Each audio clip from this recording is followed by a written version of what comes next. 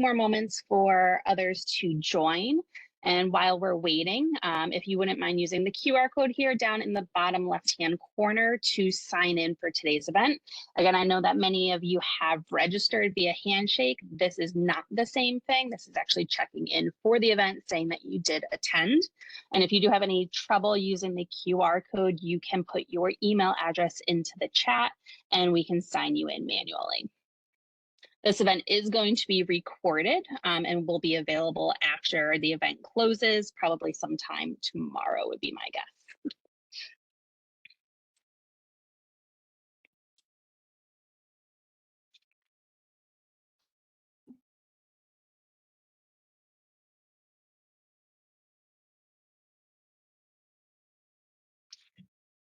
All right, well, I do want to welcome everybody and thank you so much for joining us today for our event hosted by myself, Caitlin Anderson, and the Statistics Department. We have both an alumni and an employer joining us today, so I want to first thank you both and thank you to the Statistics Department for collaborating on this event with us. So let's go ahead and get started here. So first, my name is Caitlin Anderson. I am the Career Readiness Program Designer here at UConn on the Storrs campus. And we're located in the Wilbur Cross building for those of you that have not had the pleasure of spending time in our office. I am also an alum of UConn, both CLES math major as well as the NEAG School of Education, where I received my master's degree. The academic liaison with our center and the Statistics Department, as well as the math department and the School of Education, just given my background. And one of my main roles is to work with faculty to integrate what we're going to talk about today, the career competencies, into classrooms. I'm going to pass it over to Taylor, if you wouldn't mind introducing yourself. Sure, I'm Taylor Stewart. I am also a UConn alumni. I graduated in 2009 with a Bachelor of Science degree in statistics. There was only 2 people in my graduating class with that degree, so I'm glad to see a lot of people on the call today. Really exciting. I'm currently at Gartner, where I lead a people analytics product management team. In short, I make sure that we're really deriving the value out of our products there that are related to people analytics, for more internal facing. But I've been doing analytics roles for over 13 years. So I love this work. I love this field, and I'm happy to be here today. Great. Thank you so much. All right. And Annika? Yeah, hi everyone. My name is Anika. I'm super happy to be here today. I am a university recruiter at Viva Systems, so a lot of my job is coming to campus, interacting with students, giving workshops, and attending events like this. I am not a UConn alum, but I'm a 2021 graduate, so just over 2 years out of school now. And I love, still staying connected to campuses and all of that stuff. So I am a native Connecticut. Well, I should say I'm a Connecticut native. So I've always been kind of intertwined with UConn. So happy to be here and really excited to jump in. Great. Well, thank you both again so much for being with us. We find hearing from both alumni and employers extremely valuable, just to kind of think about, a day in the life of, how did you get to where you are? And Anika, where you're looking for students to build experiences and thrive from there. So I'm going to spend some time working through 3 parts of our agenda, which is, what are these NACE career competencies? What is it that employers are looking for in our recent graduates? Also, why are these competencies important? I know that you sit in your academic classes and you're learning content, but there's also so much more that you're learning behind the scenes that go along with it. And then next, we'll talk about how do career competencies relate to your chosen field of study.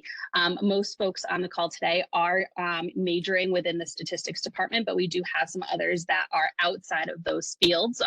But these are all relatable to any chosen field, which is the wonderful thing about them.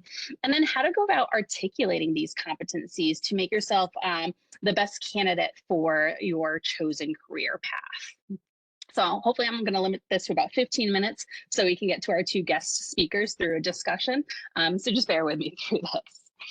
All right, so our NACE Career Competencies. The word competency I like to think about is more of an overarching umbrella term for many different skills that fall under one category.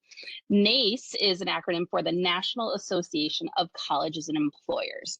And through this association, they conducted thorough research through surveys and data analysis, and they identified these 8 competencies as being the most important for students to enhance in order to be successful post-graduation. So I'm going to go through and list them off. We have our career and self-development. I like to think about that as being a lifelong learner. Communication, critical thinking, equity and inclusion, leadership, professionalism, teamwork, and technology. So these aren't the only competencies that we are looking for students to enhance, but they are the 8 most important as identified through their research. So why are they important? I'm going to give a few reasons that go along with it. So this survey was using a scale from 1 to 5, 1 being the not important and 5 being extremely important. The dark blue bar indicates the percent of employers that ranked the competency as either a 4, very important, or a 5, extremely important. So it's the percent of employers that responded as a 4 or a 5 on the scale in terms of importance of that competency. The light blue bar corresponds to proficiency and indicates the percentage of employers who ranked recent graduates as either a 4, being very proficient, or 5, extremely proficient, with respect to that competency. So as you can see, all except for technology, students are not meeting proficiency with respect to the level of importance deemed by the employer. Typically, the top 3 competencies that we see that employers are really looking for are communication, critical thinking, and then depending on the industry, it's a tie between teamwork and leadership. All right, so that one kind of floats in and out with the respect. So if we actually look at the disconnect between importance level and proficiency of recent graduates, communication and critical thinking do have some of the largest gaps, secondary also to professionalism. So just something to consider when we're looking at why are these important is that we want to make sure that students are meeting that level of proficiency by their future employers. There is also a shift that is being noticed that the sole focus of a resume is not GPA. So we also have to now start to think about, well, what are employers, recruiters, hiring managers, what are they seeking? So it's not to say that GPA is not an indicator, but it is not the main focus anymore. So back in 2018, 2019, that was actually kind of the height of screening tools used for GPA at 73.3%. And in the past 5 years, it's almost gone in half of what it was back in 2018.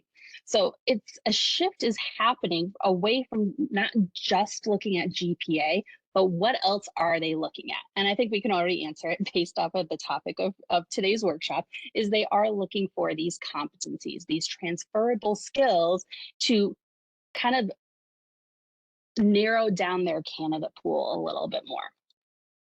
So how do you all go about showing off your competency development as students who are looking for internships and looking for jobs? We have 4 main ways that you go about in the job application process to show off your own competency development. So your resume, this should be all about your education, your work experiences, responsibilities and duties performed in relation to the job that you're applying for. That means each time that you apply to a position, you should be tailoring that resume towards that position. And you can sign up with a career coach here within our office, either virtual or in person, to talk about what does that look like? How do I take a job description and tailor it to how do I take my resume and tailor it to a job description? Your cover letter is your soft skills, and that's where your competencies are really needing to be articulated. How did you communicate effectively during an experience? And you provide evidence within your cover letter to support that. So use the outcomes of your roles as evidence to support your abilities. Here you make a connection between what you have done and what you're going to be asked to do within the role that you're applying for. Within interviews, you have a conversation about what you bring to the table. It's also an opportunity to interview the company. How does the company perform as a team? How do they support career development or promote equity and inclusivity? Make sure that the questions that you do ask can't just be found on the internet. I'm about to show you how employers are already on the lookout for candidates with these career competencies because they're written within the job descriptions.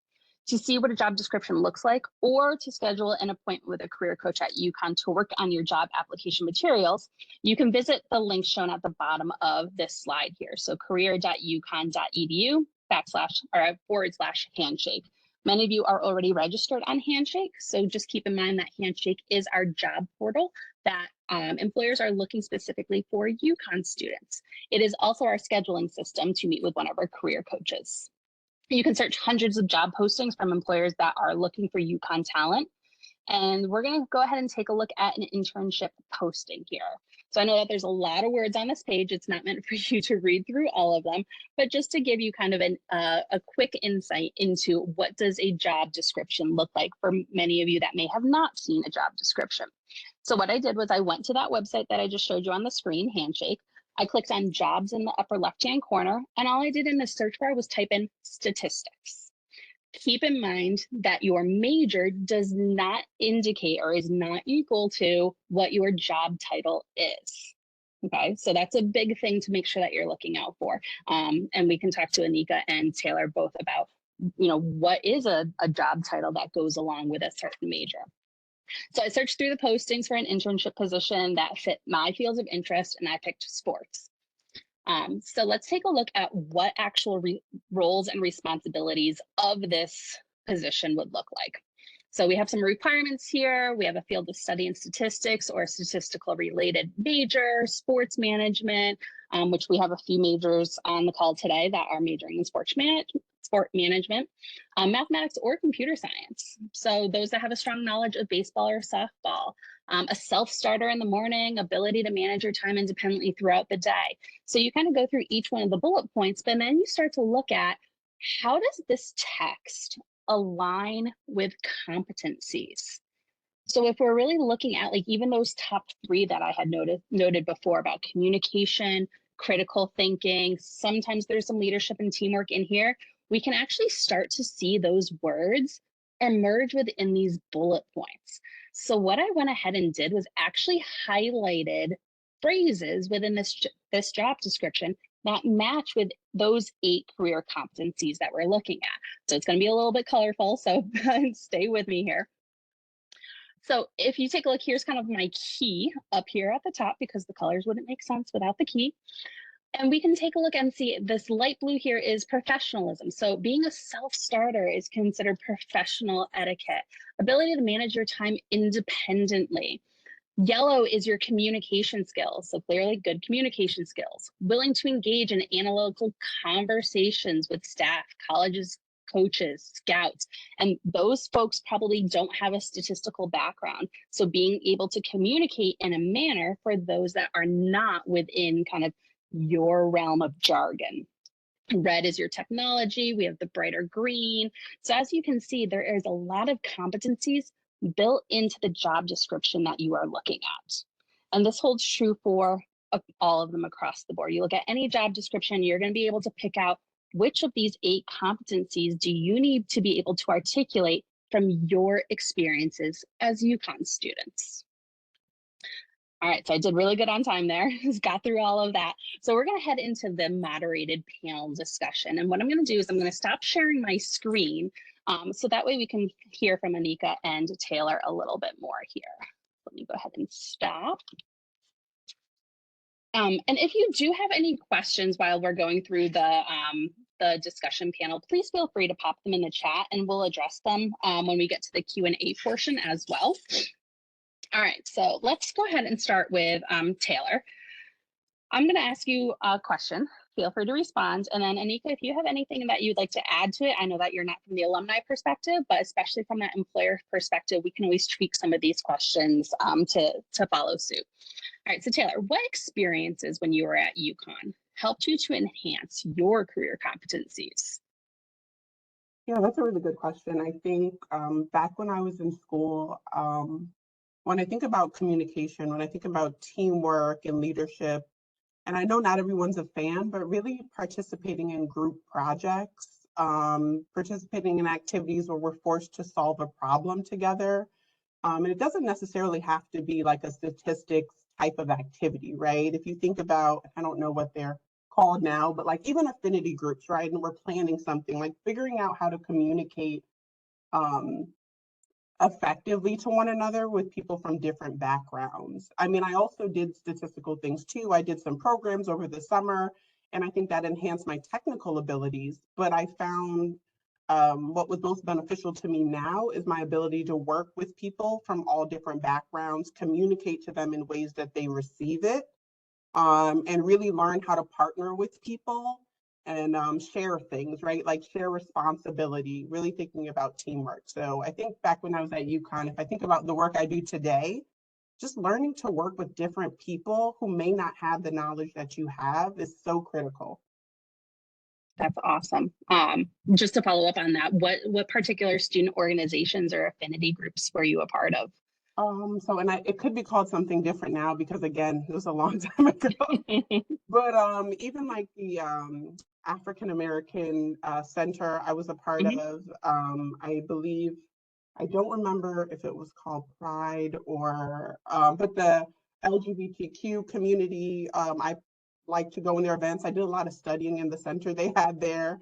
Um, and then there were other activities. There was like a West Indian Association. I'm Jamaican, so participating in events, and so it really was more a social thing to me. So honestly, it was fun, right? Like it wasn't necessarily work related, but it just taught me how to work with different people. And I had really memorable experiences now that I find help me navigate spaces, particularly being new to a company, being new to a project, not knowing anyone, just figuring out how to even get to know people, build that relationship of trust. So when we're working together, we work together more effectively.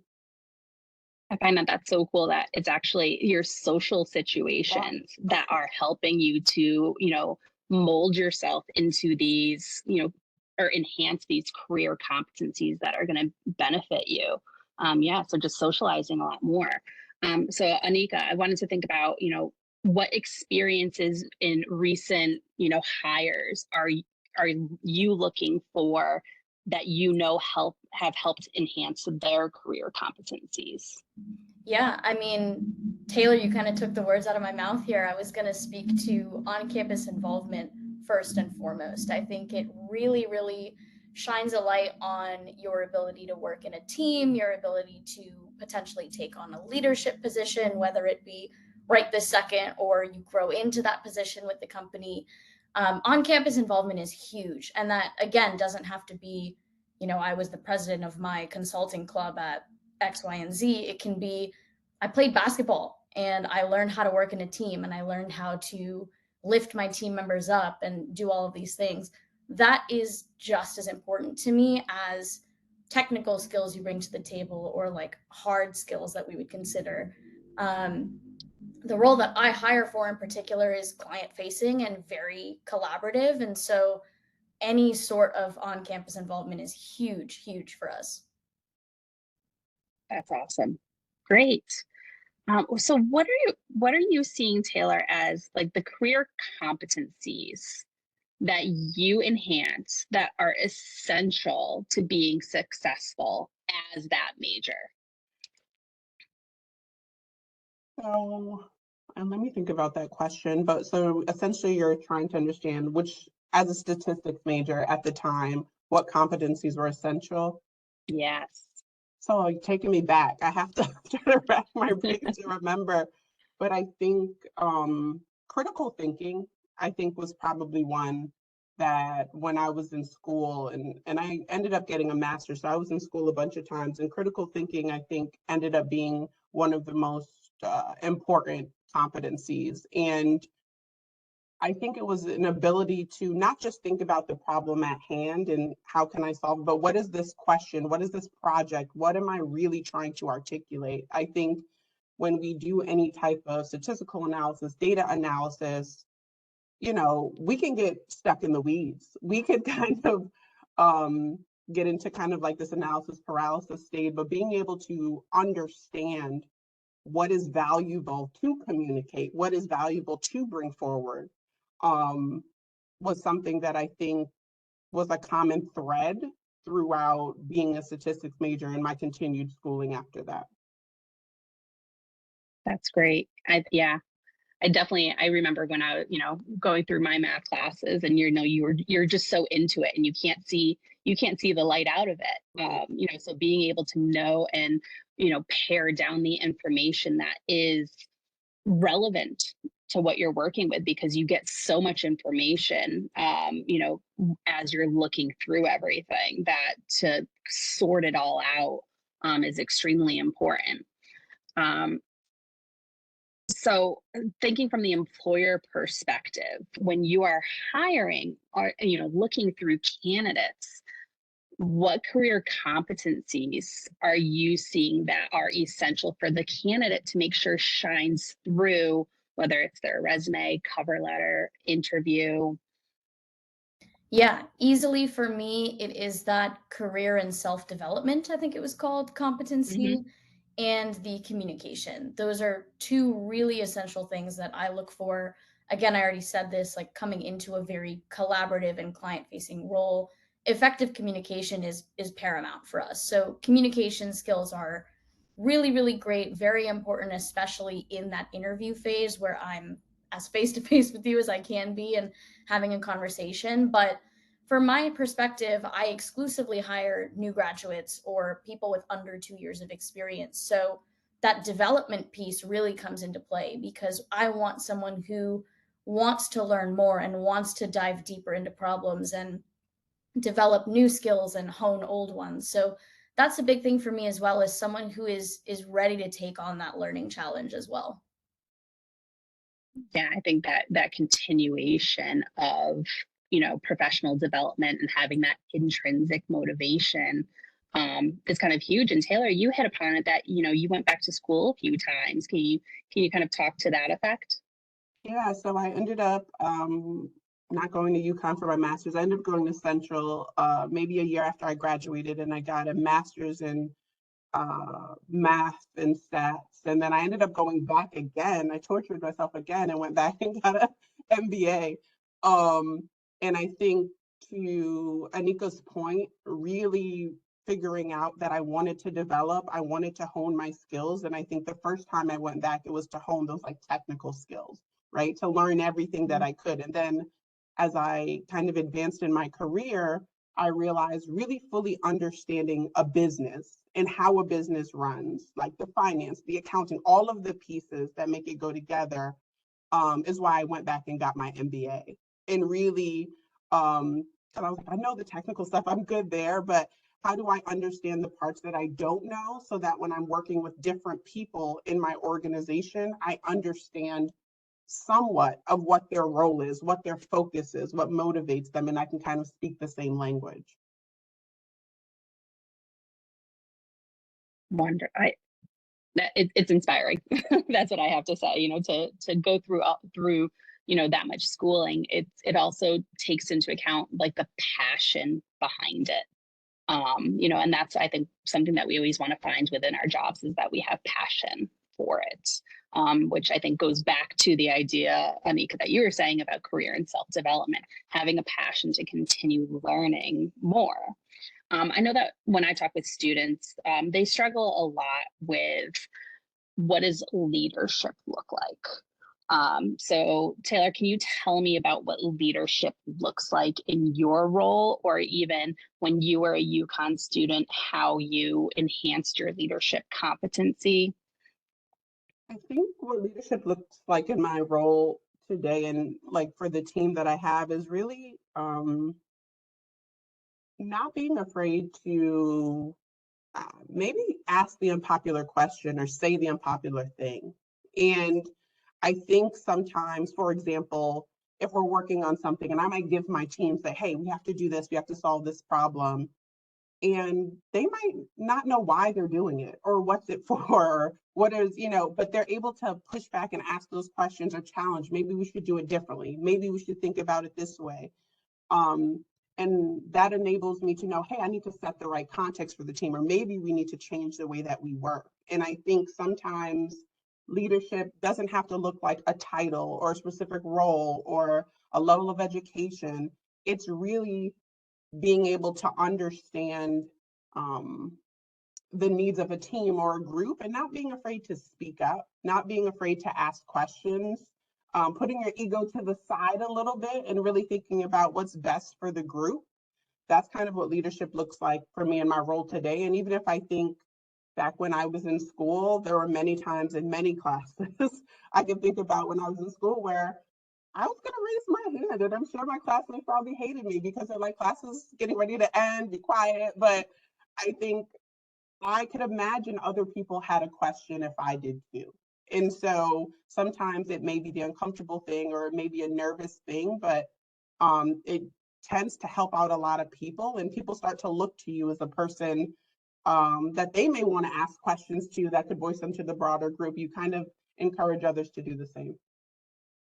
You're speaking to the teacher inside of me. I taught for 12 years, and I always said that, if you have the question, there's somebody else that has the question. So, definitely raise that hand and help everyone out, which is being a leader.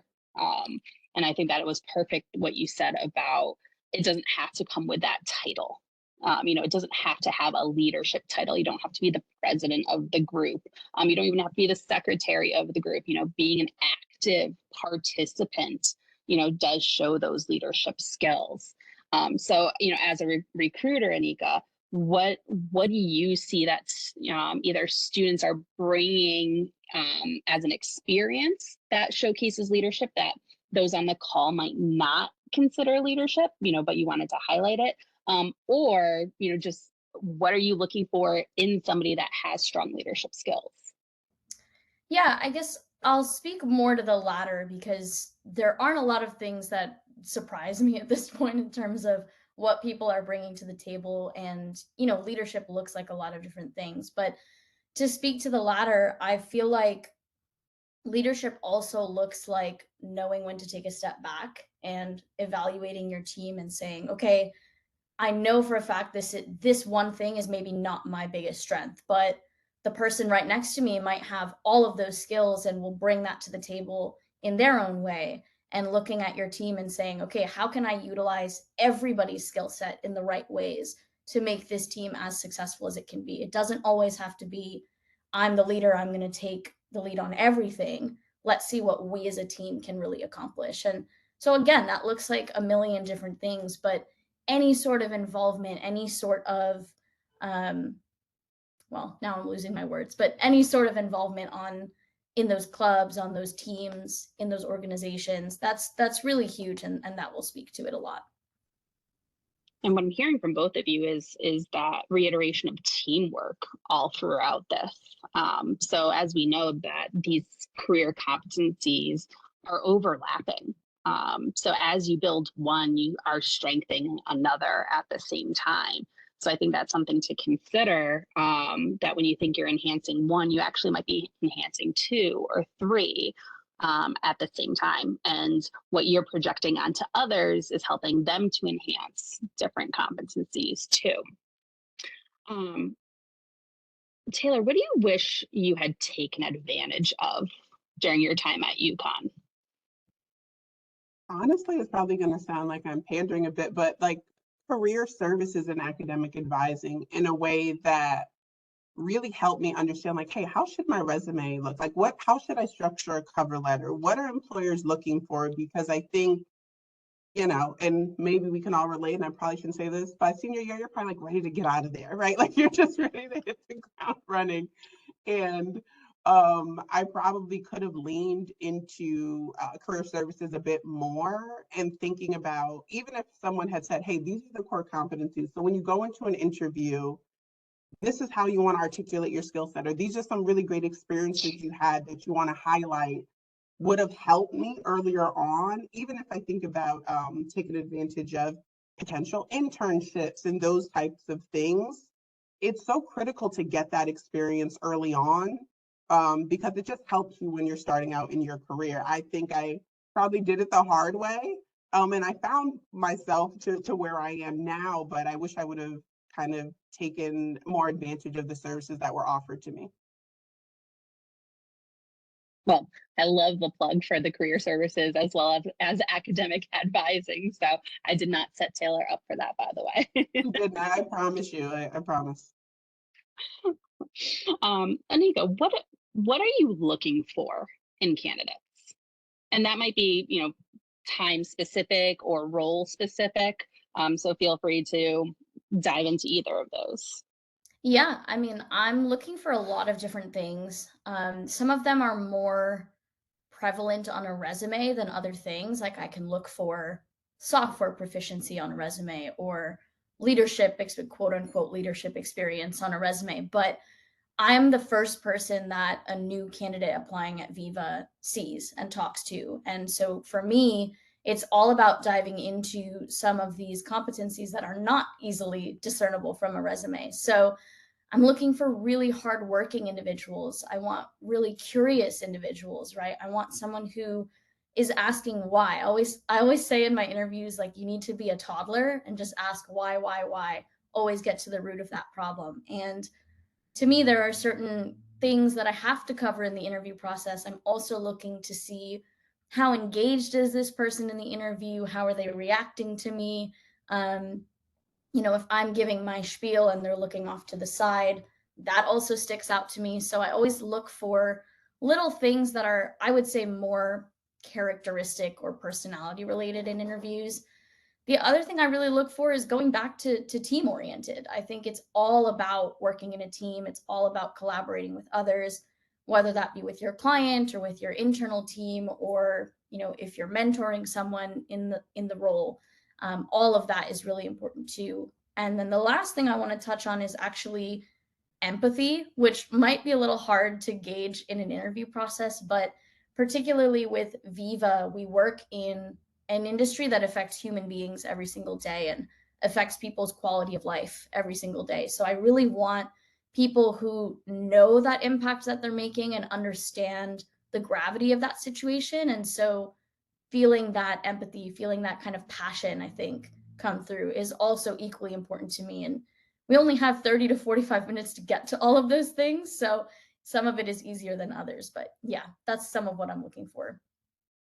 Thank you. I really appreciate that insight. And I think that it's going to help many, that are going to be going through the process of applying for jobs to help navigate that process.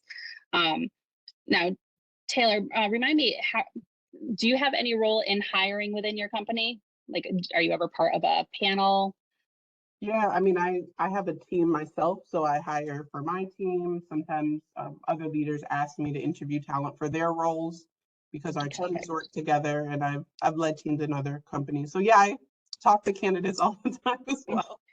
Perfect. So I'm going to ask you that same question. What are you looking for in candidates to be part of your team? Yeah, I think Anika covered a lot of it. Honestly, I think there's really a lot of the effective communication. I think the good thing is, as a hiring manager or leader, and people like Anika recruiters, they do a lot of the heavy lifting, right? So they're doing the evaluation for, you know what, I think this person's a good fit. They have the hard skills, they have the communication, the teamwork, all of those things. So when I am getting to talk to a candidate, my questions are really more behavioral in terms of, tell me a time when you couldn't solve a problem, or you have multiple deliverables. How would you prioritize, after I'm giving them the context of the role? And so I already kind of understand that they have the required skills, but now I want to see the manner in which they operate or would operate. And usually that's through them articulating their experiences. And again, it could be a social experience. It doesn't always have to be a professional experience. I just want to see that they can, one, navigate the experience that I'm talking about, and then also communicate it effectively. That's great. I think it also brings into that account, that Anika was talking about with empathy, having and creating that connection, not only in the professional realm, but in the personal realm as well. Great advice. So I think we'll stick with that advice idea. What advice do you have for students on navigating the job market? So it could be more wholesome or more specific, because I know that it has changed a little bit, especially post-pandemic. But we'll start with Anika on that one. What advice do you have for students on navigating the job market? Oh, yes, I have so much. I'm going to only share a couple, but one of the things that I am very passionate about is building your personal brand. And personal brand sounds like a very weird terminology to use for this, but your personal brand is basically how you present yourself in this interview process. And it should be true to your genuine intentions too. So it encompasses your values, your skills, your experiences, your actions, your achievements. Like all of these things are somewhat seen on your resume, but your cover letter, your interview, any interaction you have with an employer should be centered around that personal brand. And you should be honing that with each interview, right? How can I communicate X, Y, and Z effectively, concisely, eloquently, however you want to phrase it? Everything should be central to what you really value and what you really hold close to your heart. So personal brand, I mean, I could talk about it for hours and hours and I'll spare you, but it is really, really important. And you want to make sure that, it stays consistent throughout interviews. And especially if you're going forward through interviews with one company, making that impression and kind of building that trust as well in your brand is super important.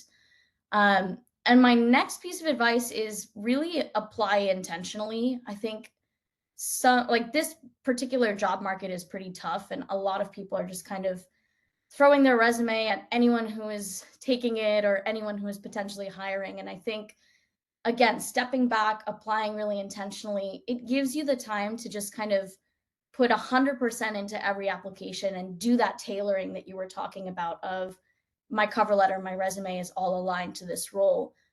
Gives you the opportunity to research a company. That's really important as well.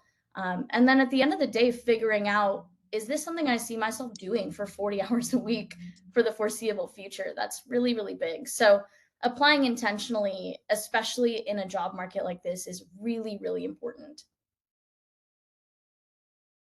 Great. Taylor, any advice that you have for students navigating the job market?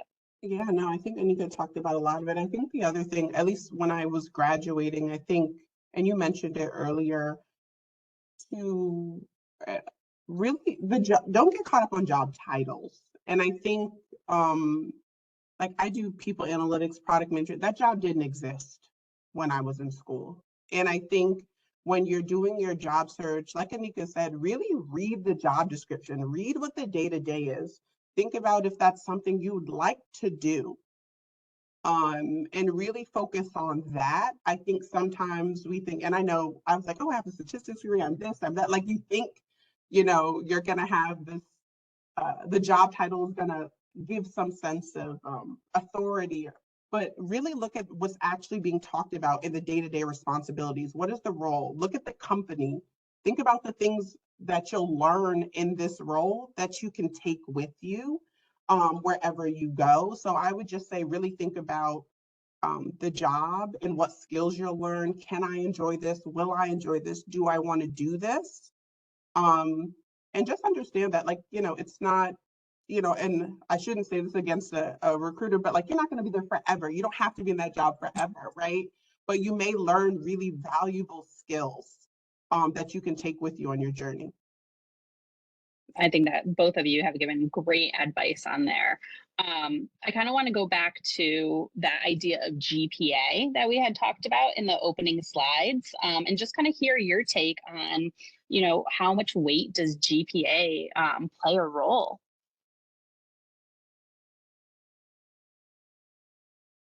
Do you want me to start? I can start. Oh, yeah, so go ahead. Yes. Yeah. It's hard to give the long and short is every company is different, right? It's always going to be whatever that company, however that company wants to operate. But it's far from the most important thing. It definitely reflects what you said earlier. I mean, it is a factor. I think it is weighed in Viva at our company, but it's more important to have those skills and have those competencies at the end of the day. It really is. And it's about coachability and trainability or whatever you want to call it. But it is really coming back to, can this person develop these skills and learn these skills at the end of the day? I mean, one number does not define a person's capabilities. So it truly is just not the most important thing. Absolutely. Taylor, would you like to add anything to that? Yeah, I was just going to say, I think as a hiring manager, I really think about what skills, to Anika's point, I can teach, right? Like what I can teach and develop and coach versus what I need, what I would like someone to have. And a lot of the qualities I would like people to have are around those competencies, around how they communicate, around kind of, are they a self-starter? Are they motivated? Those are things you can't necessarily teach or coach, right? Like that, those kind of, and you can, but it might be a bit harder than teaching someone to code or signing them up for a class where they can learn to program. And so for me, GPA doesn't really weigh into in terms of what I'm looking for. It's really understanding the skills, experiences, along with the kind of behavioral aspect of how they communicate, how do they display those competencies. Absolutely, and I've heard that across industries as well. I was in a soft skills presentation one time in an engineering class, and they spoke to that same affect that you both are talking about. Of it's much harder to teach somebody how to communicate well within a team than it is to show them how to use a new program, or to operate, XYZ. So I think putting those career competencies and being able to articulate them well is going to help somebody stand out more, than just the GPA part of it. I wanted to jump for a moment just to the idea of, if we're reading through a job description, what happens if you find yourself not meeting some of the requirements? So, Anika, we'll start with you. Yeah, don't let that deter you at all. I keep saying it, right? It's all about learning and your ability to pick up these skills. What I neglected to tell everyone in my intro is that I am a music major. I studied singing in college. You can see my piano and my microphone behind me. I applied for an HR position at a life sciences company. I probably did not hit all of the skills that were listed in that job description. In fact, I definitely didn't. But I talked and I was myself through the interview process, and I talked to the skills that I developed as a performer and how those transfer over to the role, and how I'm a quick learner and a hard worker and all of those things. And that is what is most important, right? Just because you don't check off every box doesn't mean you cannot do that in the future. So never ever let that deter you from applying for a job. The worst they can say is no. So you might as well try. Yeah, definitely going back and seeing that passion for it. If you can show the passion and show that you're willing to strive for that, I think that creates more of a lifelong process of, continuing to build yourself and create goals to obtain. I think that's great. Taylor, what are you thinking about that?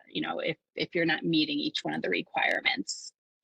Yeah, I totally agree. And I could say for a fact that most of the roles I've had in my career, I know I didn't meet all of the requirements. And it didn't stop me. And even if I think about the people I work with, some of the best analytics people I work with, one was a recruiter, right? And I think it's really just shows someone's will to learn and to try something new and to really be passionate about it. So I would say don't be deterred. Don't feel like you have to check off every single box. And apply if it's something you're interested in and you're passionate about. So yeah, definitely don't be deterred. And we definitely say the same thing within our office. So, when you're looking through, if you're not meeting all of them, talk about how you can. Talk about how you're willing and open to, and how you're going to use your other skills to get where you want to be. And that's not going to hold you back. I'm going to do one more question for the both of you to answer, and then we're going to open it up to the audience. How can students on the call here, or students in general, make themselves stand out?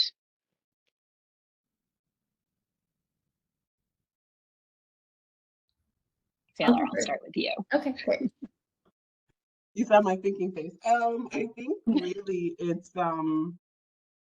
It's back to a lot of the things Anika mentioned, I think, because by the time I think, when I think about being an employer or bringing people in, it's really in kind of how they show up, their brand, how they communicate, how they do kind of show empathy, how they articulate their passion for the role. I think for me, it's really how they kind of show up in that space. You can usually tell when you are talking to a candidate how badly they want the role, how passionate they are, how much they're willing to learn. And I think just being true to yourself and really kind of letting that shine through is what always resonates with me. I can tell sometimes when people get to me, they're really nervous. So I try to clown myself and kind of let my guard down because I want to see who they are. And I want them to feel comfortable to be themselves and bring as much as they can into the work, into the team environment. Great, thank you for that, Anika. Yeah, It's gonna make these guys stand out. I'm gonna echo a lot of what was just said. I think going back to personal brand, it really is just how you communicate that and what is the energy you're bringing into the room.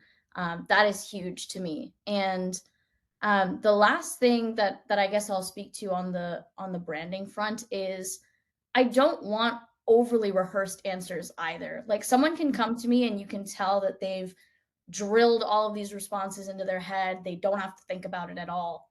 And I can tell, like it's very easy to tell when someone is just overly, I don't know, robotic is kind of the word that comes to mind. And I don't want that either. I want someone who is natural and communicative and matching the energy I'm bringing into the room too, which I like to think is positive and welcoming. So that's really what I'm looking for too, is just what energy are you bringing into the room and how are you effectively communicating what you've done, what you want to do, and how you're going to do it.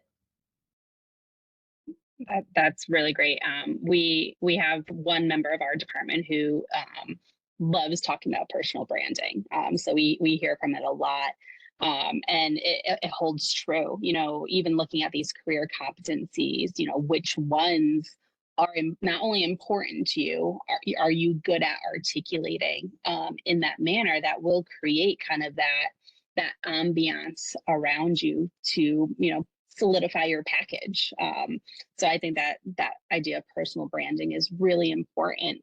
And students can start building that now. It does not have to be during the job application process. Even coming to UConn is starting to kind of build your personal brand. You chose UConn for a reason. So we hope that that becomes, you know, one part of that branding idea that you're talking about, Anika. So thank you for pointing that out. I'm going to stop the moderated part of it now and open it up to anybody who wishes to ask Taylor, Anika, myself. We also have Alyssa O'Keefe, the academic advisor, on the call. But if you all have any questions, if you could just say what your name is, your year, and your major, just to kind of give a little background information. But feel free to let us know if you have any questions.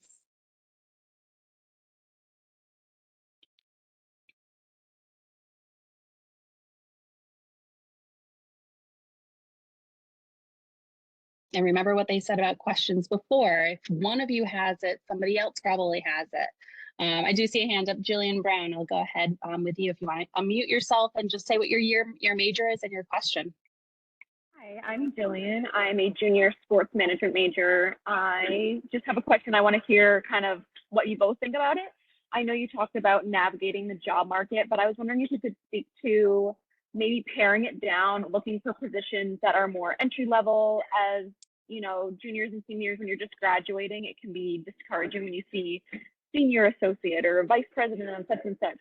So how do you find jobs that are applicable to entry level experience?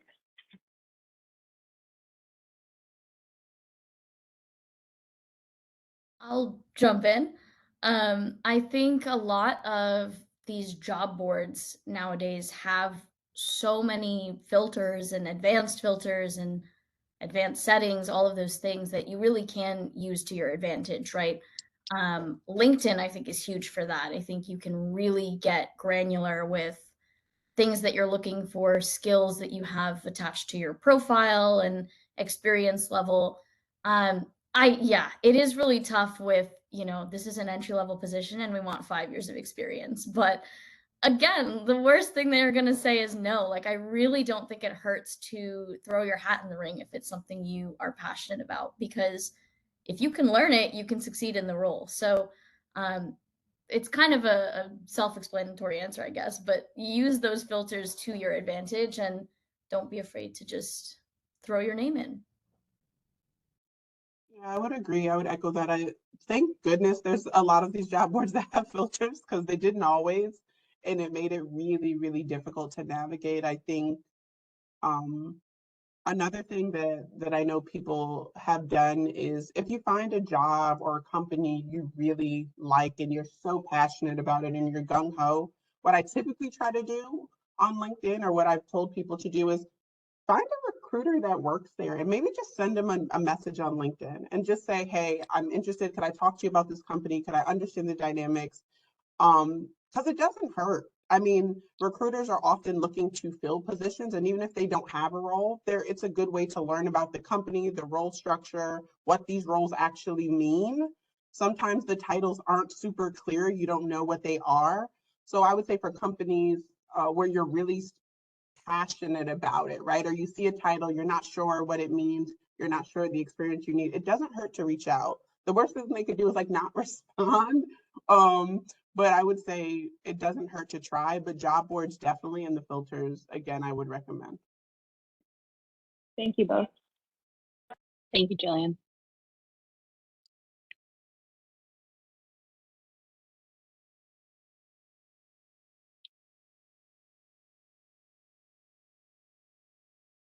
One thing Melissa, any questions?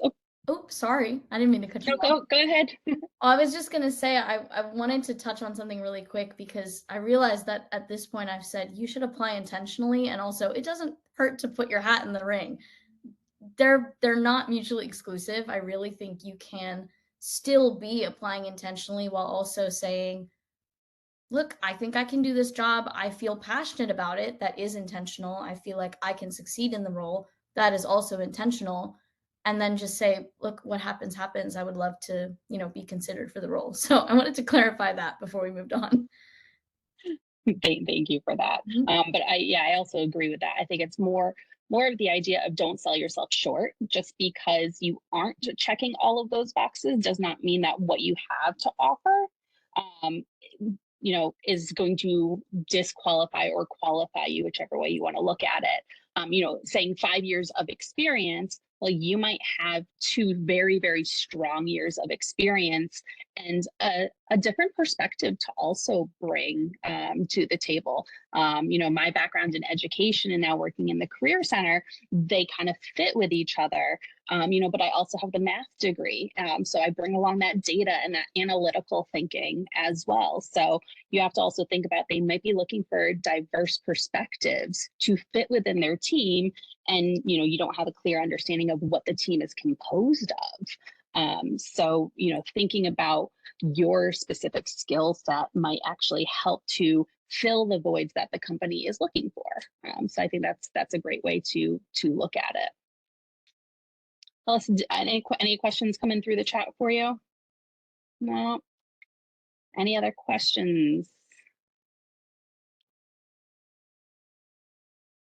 I would like to jump in real quick. If you don't have LinkedIn yet, it is so important that you sign up and get involved and learn how it works and start exploring it and getting to know it better, because as Anika and Taylor have said, LinkedIn does have that filter option to be able to look for opportunities, and it's not just jobs. You can look for internships and many other things that you can do while you are a student at UConn and you're working towards your degree. So definitely, if you haven't done it yet, get yourself on LinkedIn. If you have questions about LinkedIn, go to the Career Center, talk to someone there, have them help you with that.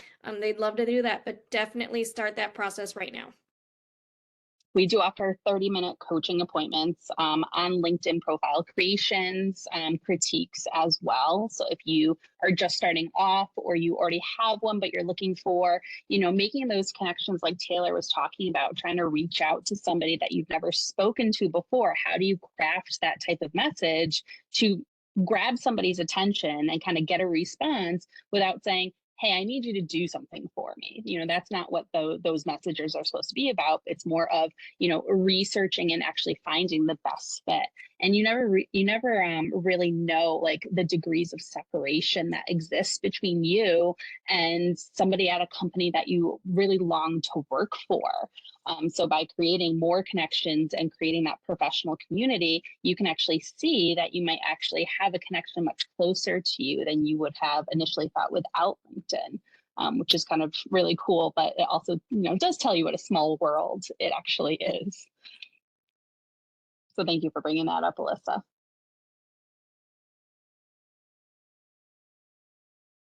We'll just give it about 15 seconds. Any other questions out there?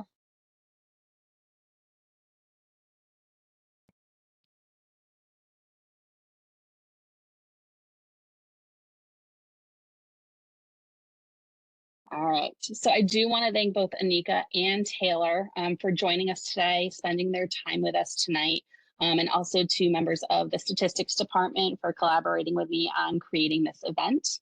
As I said, my name is Caitlin Anderson. I'm here with the Center for Career Development. We're located on the Stores campus. If you are at any of the regional campuses, you do have career centers there as well to help support you, from resume and cover letter writing, interview preparation. We do practice interviews, LinkedIn creations, career coaching, just kind of walking through how do I navigate this job search with the great advice that both Taylor and Anika provided with us here tonight. So I want to thank everybody for joining us, and that we hope that this was valuable information for you all. Thank you so much, everyone. This has been great.